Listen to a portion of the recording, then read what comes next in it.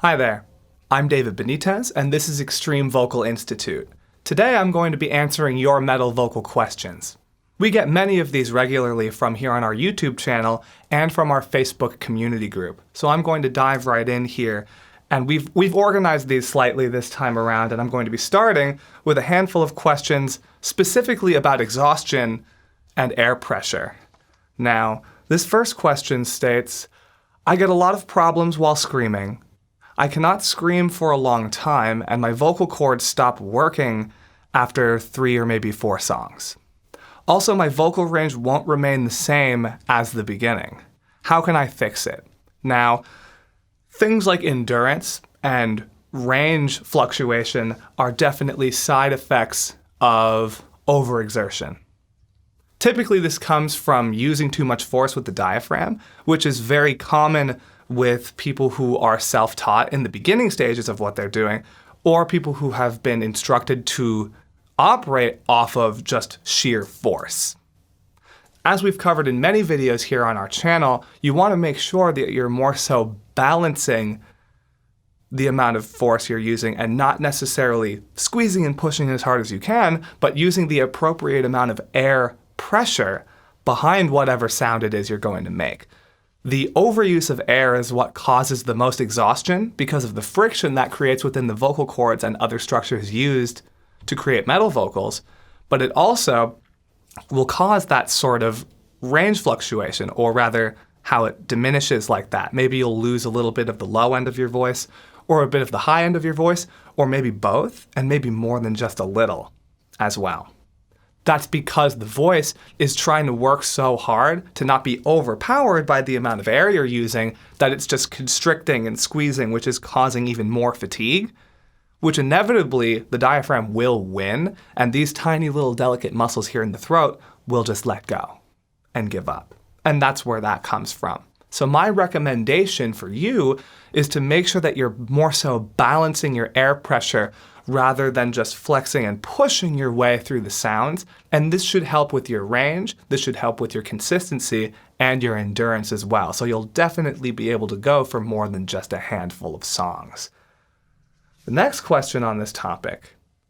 When I'm tired from work and I practice, my vocals are not as good, tone and control wise, as when I practice at the weekend. So does your energy level affect your vocals that much? Yes, it does. Your body is your instrument. And there are many connections between how you're going about your day and anything physically affecting you, mentally affecting you, and emotionally affecting you and your voice. Because it's all the same thing, because it's all you. You are your instrument, so how you're feeling on any given day is going to affect the way the sound is generated and how it comes out and how it's perceived as well, both to you and to your listener, your audience, whoever that may be. Now, say, depending on the type of job you work, it doesn't say what the profession is here in the question, but many jobs require a fair amount of talking. Even if they don't, people are generally having to speak throughout the day, and you're using your voice constantly. We all are. It's how we communicate. It's how we talk to each other. When a guitar player is done playing the guitar for the day, the guitar player puts that instrument in its case and walks away. A drummer puts down their sticks and walks away from the drum kit. We don't get to walk away from this or put our voices away. We're constantly using these, and it's a part of our identity and just of our regular everyday life. So on days like the weekends where you're more refreshed and you're not having to both go to work where you're putting strain on yourself either physically or mentally, or having to overuse the voice throughout the course of the day, or even just regular wear and tear, you'll notice that you have more energy on those days where you don't have to work, and therefore your voice will be more reactive and more responsive to what you're trying to get it to do as well. So yes, how you're feeling and energy does matter on a day-to-day basis, and it does affect the way your sound comes out. As a solution, because many people who work full-time jobs do struggle to try and find time to practice vocalizing, really look at your week-to-week schedule And do just that. Try and schedule time for yourself, even if it's in very small increments, to be able to vocalize at different parts of your day where it makes sense for you to do so.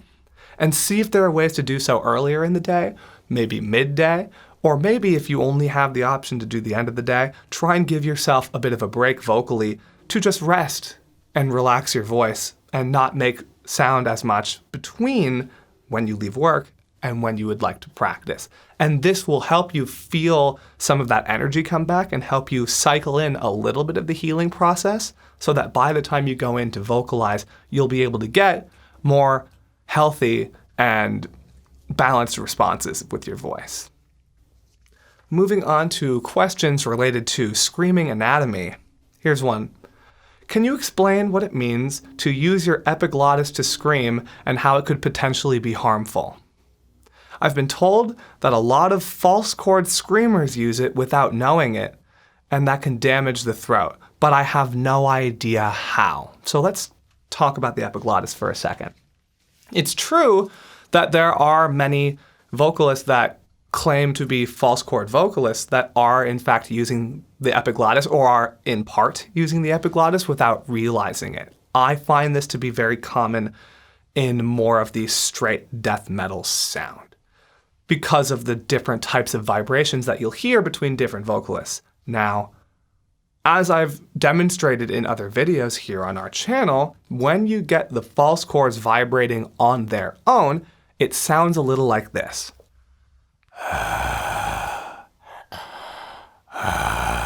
Hear that lower rumbling. And it's happening kind of in the center of the throat, specifically on me right here behind the Adam's apple, or this piece of cartilage right here that you can see sticking out. The false chords are those larger membranes that are vibrating together to create that sound, and they're right behind that part in the larynx. Now the epiglottis is higher up, and it's more of a big doorway. And this is what really helps in terms of making sure that you don't accidentally inhale your food or when you're eating or inhale water when you're swimming and other types of things. The false chords do help with that process, but it's really the epiglottis that shuts that entryway. Now, if you're using the epiglottis to create sound, yes, it does make a different type of vibration, and some people enjoy that. I'll do it a little bit here. Granted, my body is going to try and fight this, so this might not sound exactly like what you've heard before, just as a disclaimer. So when you can kind of trigger this by swallowing, you can feel that little doorway shut. Or if you're making sound, and shut the throat a little further down, kind of using the swallowing reflex. Hear that different type of vibration? It's much higher up in the throat, and if you can trigger this, it will kind of instantly feel unpleasant because the body isn't going to like this. The reason that this type of vocalization and these types of movements are unhealthy is because if you damage the epiglottis, you can't eat. It really is as simple as that. It's things like that. You want to make sure that you're not damaging things that are directly responsible for different, very necessary bodily functions. The false chords and isolating them before inevitably joining that with vocal cord movement to create the actual false chord sound is infinitely healthier because we're using an aspect of the muscles and different types of membranes within the larynx to create sound that aren't going to be detrimental to our health. Like I said, it's because the false chords are kind of helpful in that regard of closing off the airway during certain instances, but they aren't entirely responsible for it. So there's less risk that comes into play here, as long as you practice safe and healthy moderation within the sound itself. Continuing on anatomy, here's another question. I've been doing fry vocals for years, and it's definitely my comfort zone. False chords are very tricky for me. I've been thinking of learning false chords mainly for the purpose of achieving a certain type of high scream that I don't believe is possible with fry. I would love to know if it's possible to learn what vocalists like Reese Peters, Exonite in Texas, The Senate, Barbarousa, and Alex X Chelsea Grin do for high screams or if that's more anatomy than technique. So there's a couple things that I'll cover with this one. With the fry scream in general, and just actually with any type of sound, many people, especially in a modern context, associate themselves with either one technique or another predominantly. I notice a lot of people self-identifying specifically to one or the other with fry or false chord.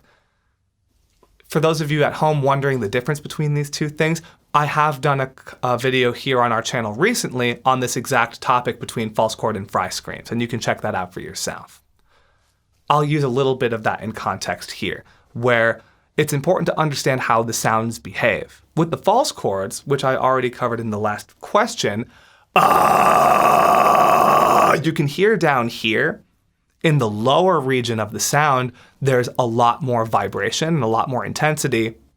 And that type of scream, regardless of where you're doing this in your voice, whether it's a low or a high, it's going to have a lot of that lower end to it. That's just naturally there, if you're allowing the sound to happen in a natural way. With the fry, you hear way more going on in the upper regions. Even though it still has that throatiness to it, there's much more high end within the sound in general, even if it's coming from the same pitch or the same type of placement. The fry scream naturally resonates in a higher way, whereas the false chord does in a lower way because of the anatomy behind them. This is also dependent on the range of the person using these types of vocals and where they're coming from pitch-wise. Someone with a lower voice, example, with a lower speaking voice, is going to have a fair amount of flexibility, but their highs will sound different than the highs of someone with a particularly high-pitched voice.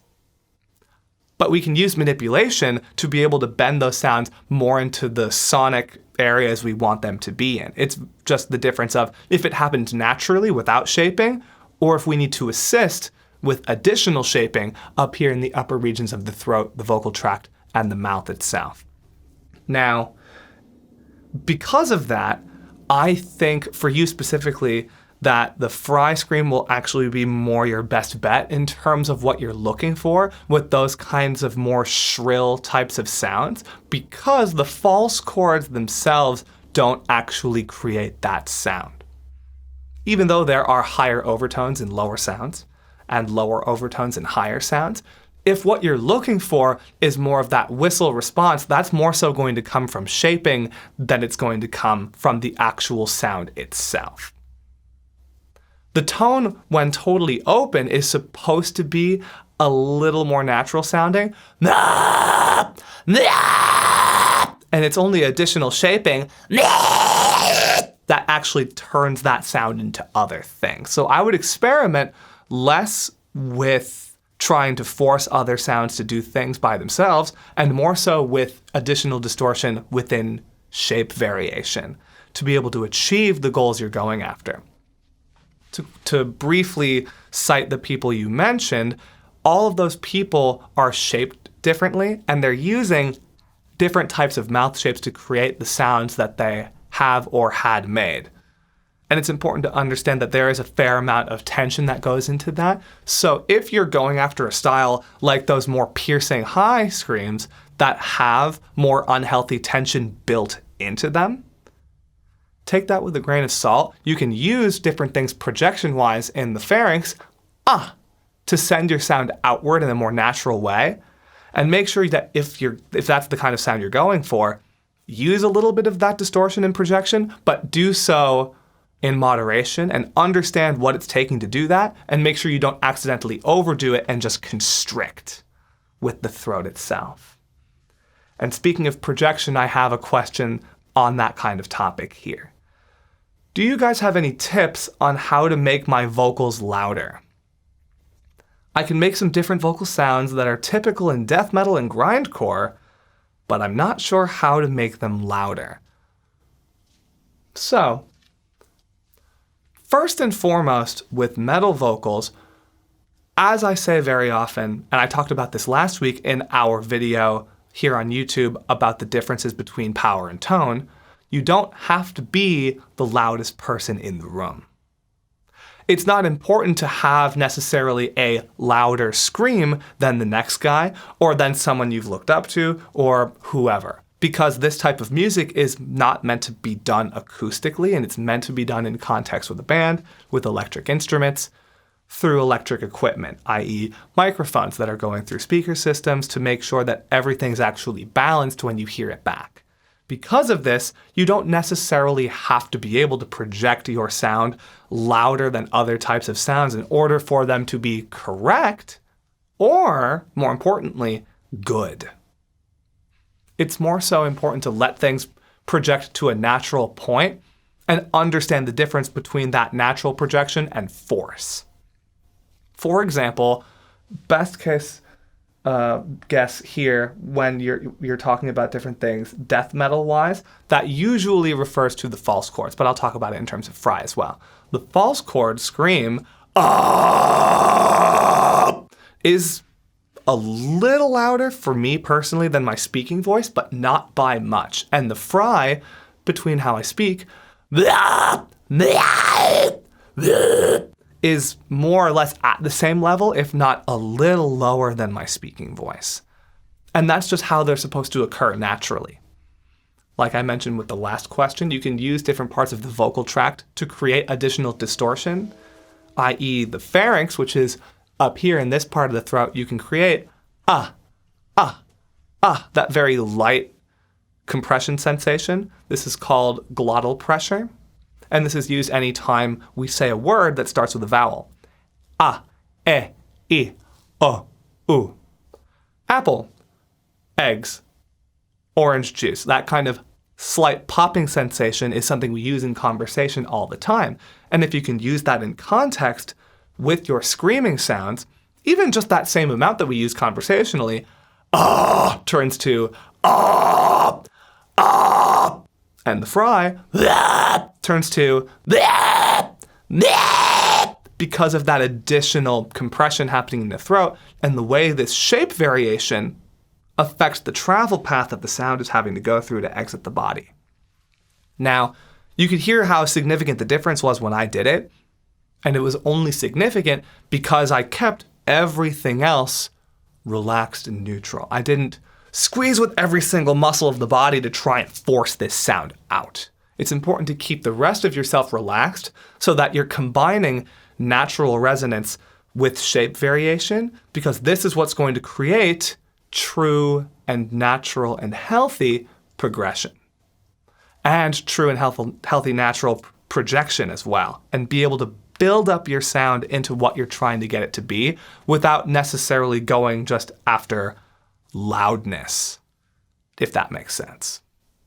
To move on from projection, now we're getting into specific styles of scream. We're going to go into the lower areas first with a couple questions. I have a lot of gurgling / ringing sounds whenever I do lows.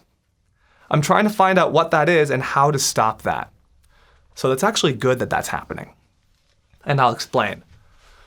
I've touched on it with a couple of questions here, but what you're noticing is the different types of natural sound that already exist within your screaming tone. Like I just mentioned, lower sounds have higher ones within them, and higher sounds have lower ones within them. This is called overtones or harmonics. And these exist naturally within sounds, even when I'm creating just sounds with the vocal cords. You can hear higher sounds within it, and when I'm creating higher pitched noises, you can hear the opposite. You can hear lower ones. This is accentuated and amplified when we go into our actual metal vocal sounds. When we create full screams, and when people are excited and you get really pumped up about a certain type of scream, in this instance with specifically lows, when you get super pumped on someone else's low scream, or when you get yours sounding really good in context with music and you're really happy about it, it's more so because you're noticing, or at least your brain and your inner ear are noticing, the amount of those higher overtones that are actually happening within your lower scream. I'm going to now try and I'll do a false chord scream here, and I'm going to try to make it lower. Hear how I am dipping down, but you can hear the sound kind of thinning out a little bit as well. And it's not taking up as much space. And you can hear that it's a bit less impactful. From this point, it's important to note that if you let everything be more natural and more so glide down to these areas and go for fullness rather than aiming down,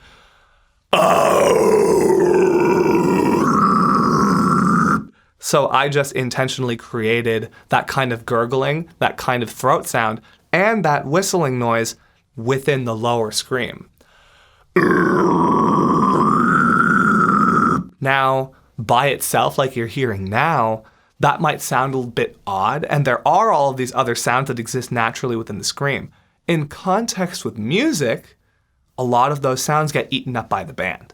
So what you're left with is that intense low end that's really hitting the listener, and the high end helping to create a full, very unique sound. And it's that impact of all of that at once that's really exciting the ear, which then excites you and I as the listener. So it's actually very important that you let all of that throat noise and those higher little whistling noises you're noticing, that you actually let them live within your sound, because those are supposed to happen. And now, because I don't have an example of you vocalizing, I can't say this for sure, but on a general basis, if you notice these kinds of throat noises and other things within the sound, this is more of a sign that you actually are allowing it to be nice and open and nice and healthy. So I would say that you are on the right track, and you don't want to necessarily get rid of those things. Next question on lows. Been trying for years to get the deep toilet bowl sound down, but have experienced difficulties. Any tips would be appreciated. Now, my theory here is that essentially any sound is rooted from the same type of bass, either the false chord or the fry or what have you, and it's just about shaping it into the direction you want to go in. We don't need to try and force the big open natural sound that we work on here to be something else from the start. If we let everything be natural and further shape things from that point, we're more likely to achieve the results we're going for. Again, with the toilet bowl sound, think about what that noise is actually like. You have lower sounds and higher sounds within that you also hear happening in the background. So if I use different mouth and tongue variation that I know will create a fair amount of both, and go from a scream that has more predominantly low end frequency in it, i.e. the false chord, take the open noise, shift it down pitch-wise, additionally shape it with the tongue and the mouth,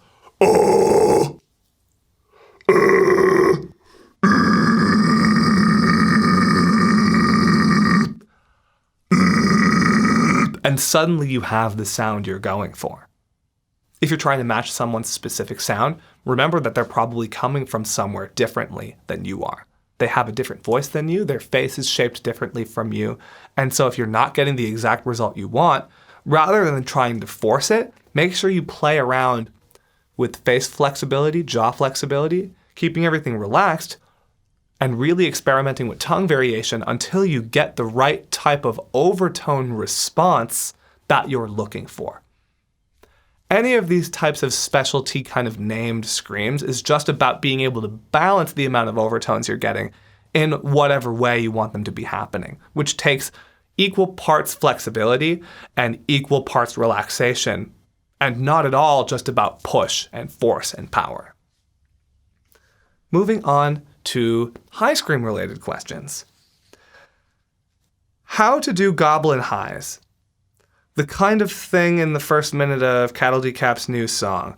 I'm assuming fries, but I can somewhat do fries, and I can't do this at all. Now, this is another shape variation thing. And again, another one of those kind of named vocalizations. Now, From what I've been able to tell, this kind of whistlier high, that's kind of been known as the goblin high, is similar to different types of sounds that I've heard be called like the velociraptor high or different things like that. And all of it just comes from tongue variation because of the way that the sound gets bent around these different obstructions and the different way that it's sent out of the body and the different types of overtones that are created and how many directions you can actually send them in depending on how relaxed and how much manipulation and dexterity you have within the tongue itself. Specifically with the cattle decapitation sound, that kind of whistle is being created by a specific twist in the tongue. Now this will have a different effect depending on the shape of your own face and the size of your jaw and the flexibility of your tongue. So if you're not getting the right kind of overtone response you want, work on those things. You're right in that it's more than likely the fry sound because of the way the fry behaves sonically, and it has all that upper sound in it. So if you combine a very light, balanced fry with that type of tongue variation, you get that similar kind of intense rush and whistle sound and that kind of air within the sound without having to necessarily be breathy, because the original sound was balanced, which enabled the final product to be nice and relaxed, which then enables me to bend the sound around. Similarly to other tongue variations, it's that same kind of bending of the sound waves done by the tongue shape and the different directions that the sound is now traveling through. It also has to do with the what your starting pitch is, what your range is, and how much of that pitch you're actually allowing to shine through.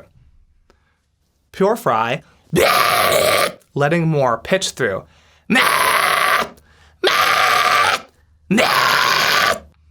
I've seen a fair amount of videos online claiming that this sound is only possible with push and by really squeezing, and that's definitely not the case. As long as you're balancing, again, the initial sound behind what's going on.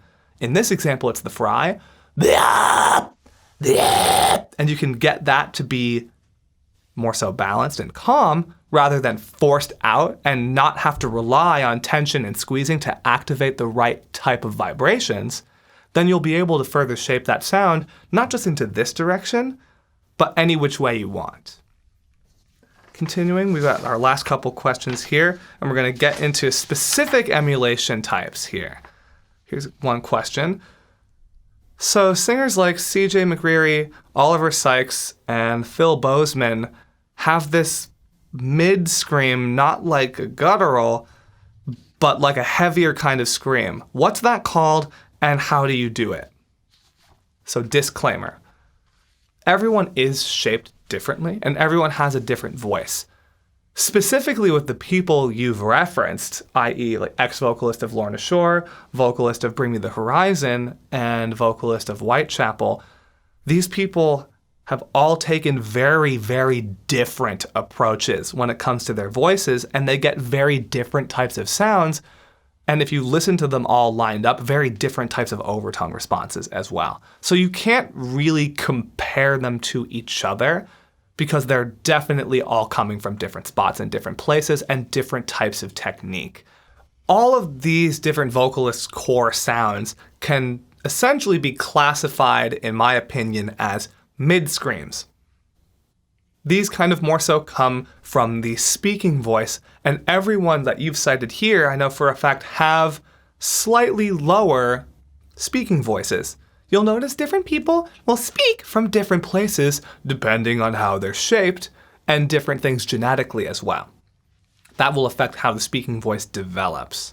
Now, the most natural type of scream is going to come from an accentuated version of where you speak from, just because that's how we all start. And if I start to build into a screaming sound from where I speak from, you can hear there's that kind of angsty kind of sound in there, and there's a fair balance between the lower and higher frequency response that you're hearing.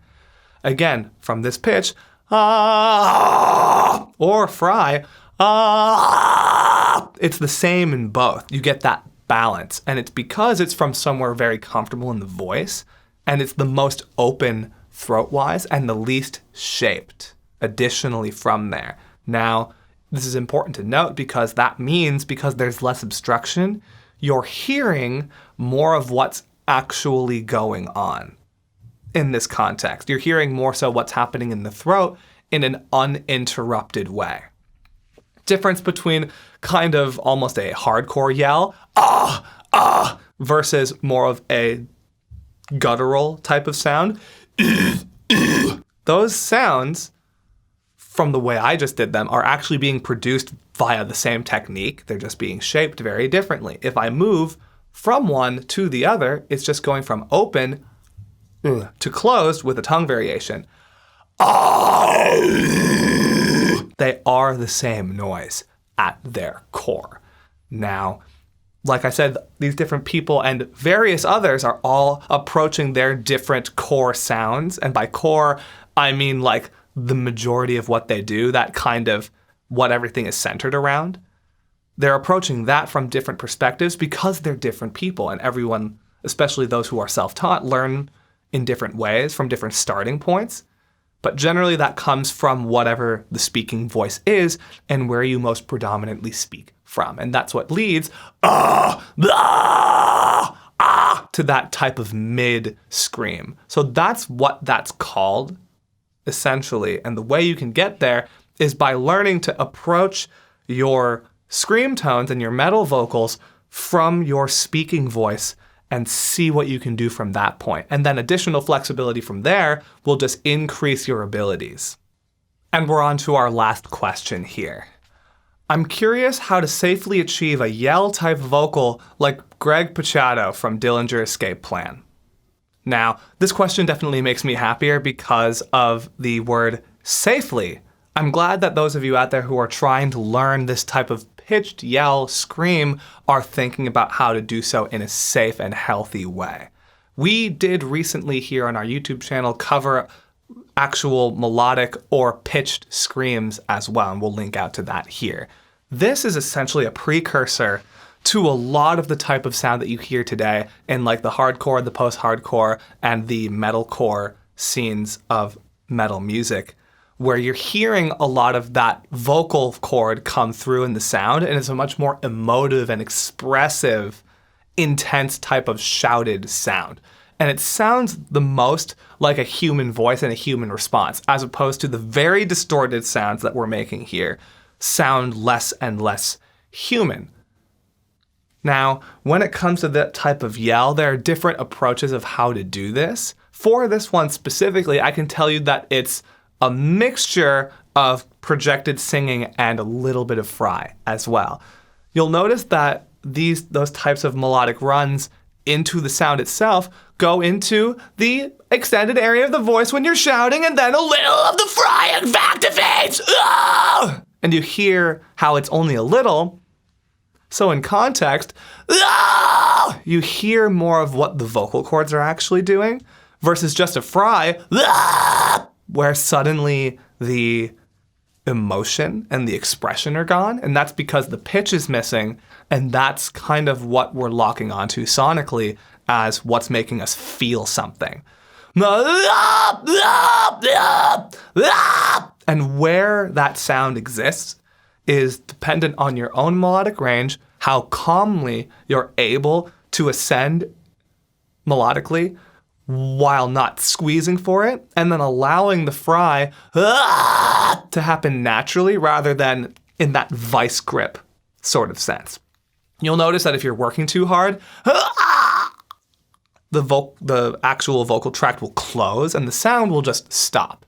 And it will kind of feel like swallowing or a bit of the gag reflex, depending on how much push, oomph you're using. You want to make sure it's balanced. Don't work too hard for this one, especially because it's the most expressive and the most intense emotionally. That doesn't mean it needs to be the most intense feel-wise. If anything, the more you can get it to be the exact opposite and almost feel like nothing, the better off you are. Now that's easier said than done and takes many years of working at this style of vocal and getting it to be consistent, but if you start to put in that work now at home, you'll be able to steadily get closer and closer every single day as you work on this to being able to get that sound nice and balanced and healthy. Now that's all the questions that I have answered for you guys today. Thank you all so much for sending those in. If you have questions of your own out there at home watching, feel free to drop them in the comments here underneath this video. Thank you all for watching, and as always, scream responsibly.